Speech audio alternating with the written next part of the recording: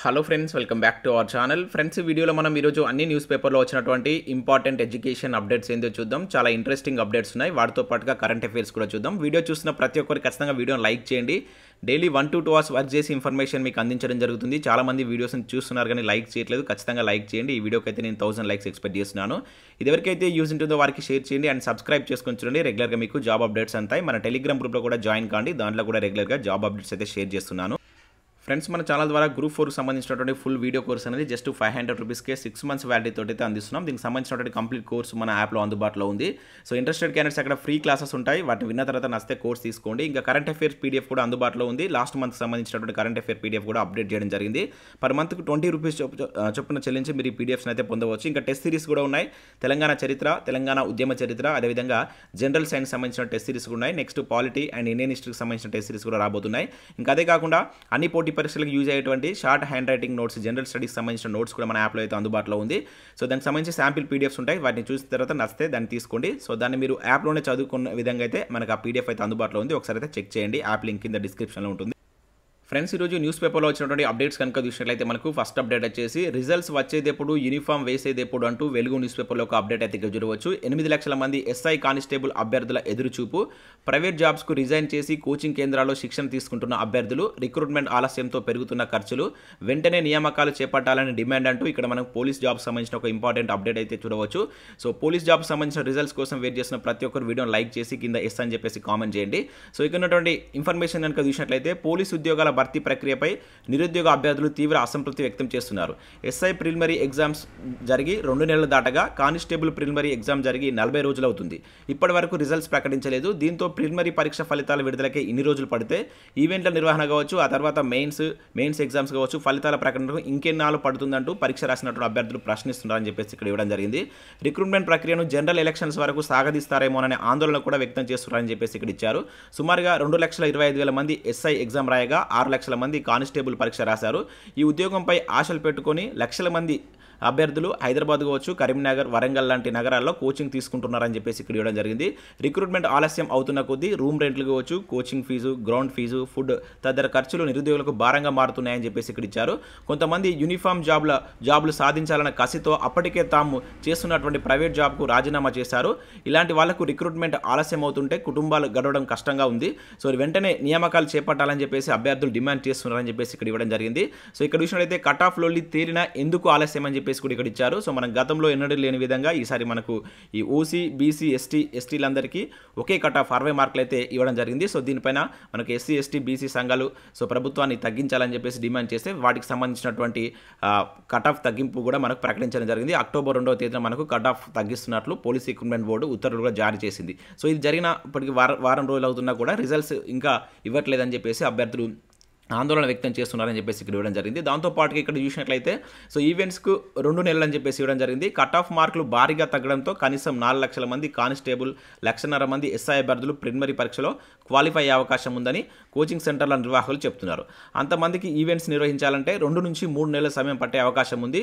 So Munugode ఉప ఎన్నికల నేపథ్యంలో నవంబర్ 2వ వారం వరకు ఈవెంట్స్ నిర్వహణ కష్టమేనని అభిప్రాయం వ్యక్తం అవుతుంది. సో ఈ లెక్కన జనవరి వరకు ఈవెంట్స్ స్టేజ్లోనే ఉంటే జనవరి తర్వాత మెయిన్స్ ఎగ్జామ్స్ ఉండే అవకాశం ఉంది. ఈ లోపు ఎస్టీ రిజర్వేషన్ విషయంలో లేదా కట్ ఆఫ్ మార్కుల తగ్గింపులో ఎవరైనా కోర్టుకు వెళ్తే రిక్రూట్మెంట్ మరింత ఆలస్యమయ్యేటువంటి అవకాశం లేకపోలేదని చెప్పేసి కూడా ఇచ్చారు. సో ఇది మనకు పోలీస్ రిజల్ట్స్ సంబంధించినటువంటి అప్డేట్. మరి ప్రభుత్వం త్వరగా వీటికి సంబంధించిన రిజల్ట్స్ డిక్లేర్ చేయాలని చెప్పేసి అయితే కోరుకున్నాం. సో నెక్స్ట్ చూసినట్లయితే మనకు గ్రూప్ 1కు కఠిన నిబంధనలు అని చెప్పేసి గ్రూప్ 1 ప్రిలిమ్స్ సంబంధించిన ఒక అప్డేట్ అయితే జరగవచ్చు. సో ఇక్కడ చూసినట్లయితే పరీక్షకు పావు గంట ముందే ప్రధాన గేటు మూసివేత, వైట్నర్, చాక్ పౌడర్, ఎరైజర్ వాడొద్దంటూ ఆదేశాలు, ఒకరికి బదులు మరొకరు వస్తే శాశ్వతంగా డిబార్, రూల్స్ అన్ని పాటించకపోతే ఇన్సులేటర్లపై కూడా చర్యలు అని చెప్పేసి ఇక్కడ చూడవచ్చు. సో నిన్నటి ఈనాడు న్యూస్ పేపర్లో కూడా మన దీనికి సంబంధించిన సూచనలు అయితే ఇవ్వడం జరిగింది. ఈరోజు నమస్తే తెలంగాణలో ఇచ్చారు. మనకు గ్రూప్ 1 ప్రిలిమ్స్ సంబంధించినటువంటి సూచనలు, అభ్యర్థులు ఎటువంటి సూచనలు తీసుకోవాలనేటువంటిది ఇక్కడ ఇవ్వడం జరిగింది. సో నెక్స్ట్ ఇక్కడ చూసినట్లయితే మళ్ళీ టీఎస్పీఎస్సీ వెబ్సైట్లో గ్రూప్ 1 ఓఎంఆర్ నమూనా అంటూ గ్రూప్ 1 సంబంధించిన అప్డేట్ మరొకటి ఇక్కడ చూడవచ్చు.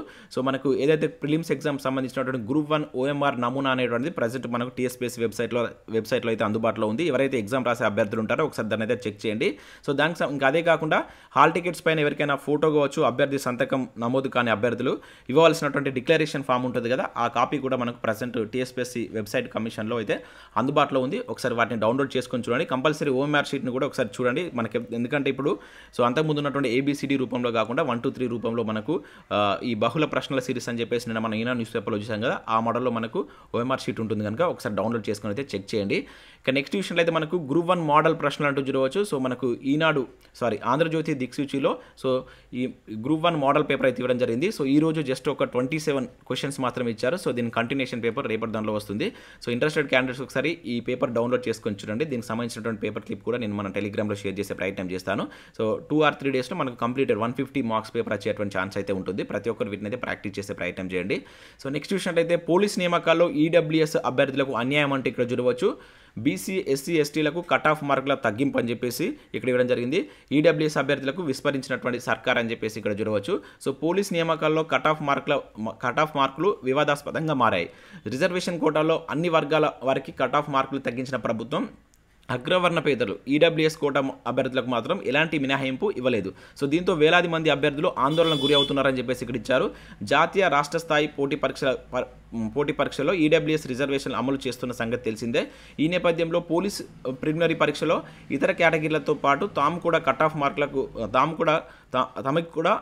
మార్కులు వర్తిస్తాయని చెప్పేసి EWS అభ్యర్థులు భావించారు. కానీ వారికి నిరాశ ఎదురైందని చెప్పేసి ఇక్కడ ఇవ్వడం జరిగింది. సో వీటికి సంబంధించి కూడా EWS అభ్యర్థులు ప్రభుత్వాన్ని అయితే డిమాండ్ చేస్తున్నారు. మరి ప్రభుత్వం వీరికి సంబంధించి కట్ ఆఫ్ ఇస్తుందా లేదా అనేది వేచి చూడాలి. సో వీటికి సంబంధించి అంటే ఏదైతే 25% జనరల్ అభ్యర్థులకు ఇచ్చినటువంటిదే, సో వీళ్ళకి కూడా 10% రిజర్వేషన్ అంటే 50 మార్క్స్ కట్ ఆఫ్ ఉండాలని చెప్పేసి వీళ్ళు ప్రభుత్వాన్ని అయితే కోరుతున్నారు. మరి ప్రభుత్వం ఎటువంటి నిర్ణయం తీసుకుంటుందో వేచి చూడాల్సిందే. సో నెక్స్ట్ ఇక్కడ చూసినట్టయితే 15 నుంచి ఆర్మీ రిక్రూట్మెంట్ ర్యాలీ అంటూ ఇక్కడ ఒక అప్డేట్ చూడవచ్చు. అగ్నివీర్ నియామకాల్లో భాగంగా ఆర్మీ రిక్రూట్మెంట్ ర్యాలీని ఈ నెల 15 నుంచి 31 వరకు నిర్వహించనున్నట్లు ఉన్నతాధికారులు ఇక్కడ తెలిపారు. సో ఇది మనకు సూర్యాపేటలో ఉన్నటువంటి శ్రీ వెంకటేశ్వర డిగ్రీ కళాశాల మైదానంలో ఈ ర్యాలీ ఉంటుందని చెప్పేసి ఇక్కడ ఒక పేపర్ ప్రకటన అయితే చూడవచ్చు. సో దీనికి సంబంధించి తెలంగాణలో ఉన్నటువంటి అన్ని జిల్లాల వాళ్ళు 33 జిల్లాల వాళ్ళు అప్లై అయితే చేసుకోవచ్చు. సో వీటికి సంబంధించిన పోస్టులు ఇక్కడ ఉన్నాయి. అగ్నివీర్ జనరల్ కావచ్చు, Agniveer technical, Agniveer clerk, store keeper లాంటి ఉద్యోగాలు అయితే దీనిలో ఉన్నాయి. సో ఇక్కడ ఉన్నటువంటి వెబ్సైట్కి వెళ్ళి మీరైతే అప్లై చేసుకోవాల్సి అయితే ఉంటుంది. ఈ నెల 15 నుంచి 31 వరకు ఈ ర్యాలీ ఉంటుందని చెప్పేసి ఇక్కడైతే మెన్షన్ చేయడం జరిగింది. నెక్స్ట్ ఇక్కడ కొన్ని నోటిఫికేషన్స్ అయితే చూడవచ్చు. NCERTలో 292 అకాడమిక్ పోస్టులకు సంబంధించి ఒక నోటిఫికేషన్ అయితే రిలీజ్ కావడం జరిగింది. సో దీనిలో మీకు ప్రొఫెసర్ కావచ్చు, assistant professor, librarian, assistant librarian, office మేనేజ్మెంట్కి సంబంధించినటువంటి స్టెనోగ్రాఫర్ సంబంధించిన పోస్టులు అయితే ఉన్నాయి. సో సంబంధిత విభాగంలో మీకు PG, PhD కావచ్చు, ఇంకా నెట్ సెట్ ఉన్నటువంటి అభ్యర్థులు వీటికైతే అప్లై చేసుకోవచ్చు. సో ఇక్కడ వీటికి సంబంధించిన శాలరీస్ కూడా చాలా మంచి శాలరీస్ అయితే ఉన్నాయి. సో ఇంటర్వ్యూ అదేవిధంగా డాక్యుమెంట్ వెరిఫికేషన్ తోటి మీకు జాబ్ అయితే ఇవ్వడం జరుగుతుంది. సో అక్టోబర్ 28 లాస్ట్ డేట్ ఉంది. సో ఇంట్రెస్టెడ్ క్యాండిడేట్స్ ఎవరైనా ఉన్నట్లయితే వీటిని చూసి అప్లై చేసుకోండి. సో నెక్స్ట్ మనం వివిధ న్యూస్ పేపర్లో వచ్చినటువంటి కరెంట్ అఫైర్స్ అయితే చూద్దాం. ఈరోజు అయితే చాలా తక్కువ కరెంట్ అఫైర్స్ రావడం జరిగింది. సో ఇక్కడ ఫస్ట్ కరెంట్ అఫైర్ కనుక చూసినట్లయితే ముగ్గురికి ఆర్థిక నోబెల్ అంటూ చూడవచ్చు. అమెరికా ఆర్థికవేత్తలు బెర్నాంకే, డగ్లస్ ఫిలిప్స్లకు ప్రతిష్టాత్మక పురస్కారం అని చెప్పేసి ఒక ఇంపార్టెంట్ కరెంట్ అఫైర్ మనం చూడవచ్చు. సో రీసెంట్గా దాదాపుగా పలు రంగాల్లో మనకు నోబెల్ ప్రైజెస్ అయితే రావడం జరిగింది. సో ఇప్పుడు ఆర్థిక శాస్త్రంలో కూడా ముగ్గురికి నోబెల్ ప్రైజ్ అయితే రావడం జరిగింది. సో వీళ్ళు ముగ్గురు అమెరికాకు సంబంధించినటువంటి వ్యక్తులే. సో అది కూడా గుర్తుంచుకోండి. సో ఏ దేశానికి సంబంధించిన వ్యక్తులు అండ్ వాళ్ళ పేర్లు ఏ రంగంలో వచ్చిందనేది మన కరెంట్ అఫైర్స్ కోణంలో ఇంపార్టెంట్. ఆర్థిక సంక్షోభాలపై పరిశోధనకు గుర్తింపుగా సో వీరికైతే ఆర్థిక శాస్త్రంలో ఈ ఏడాది ముగ్గురికి నోబెల్ ప్రైజ్ అయితే ప్రకటించడం జరిగింది. ఆ ముగ్గురు అమెరికాకు సంబంధించినటువంటి అభ్యర్థులు. సో వీరికి సంబంధించిన పేర్లు గుర్తుంచుకోండి అండ్ వాళ్ళు ఏ దేశానికి సంబంధించిన వారు గుర్తుంచుకోండి. నెక్స్ట్ ఇక్కడ మరొక కరెంట్ అఫైర్ కనుక చూసినట్లయితే కొలకలూరికి గురజాడ పురస్కారం అని చెప్పేసి ఇక్కడ చూడవచ్చు. 6.5 దశాబ్దాలుగా సాహిత్య రంగంలో విశేష సేవలు అందిస్తున్నటువంటి ప్రతిభాశాలి ఆచార్య కొలకలూరి ఇనాక్ వ్యవసాయ శాఖ మంత్రి నిరంజన్ రెడ్డి సో నిన్న ఈ గురజాడ పురస్కారాన్ని అయితే అందించడం జరిగింది. సో ఇక్కడ పేరు గుర్తుంచుకోండి. సో ఈ ఇయర్ గురజాడ పురస్కారం ఎవరికి వచ్చిందని చెప్పేసి అడగడానికి ఛాన్స్ ఉంటుంది. కొలకలూరి ఇనాక్ సో గురజాడ పురస్కారం అయితే రావడం జరిగింది. సో ఇవి కరెంట్ అఫైర్స్, చాలా తక్కువ కరెంట్ అఫైర్స్ అయితే రావడం జరిగింది.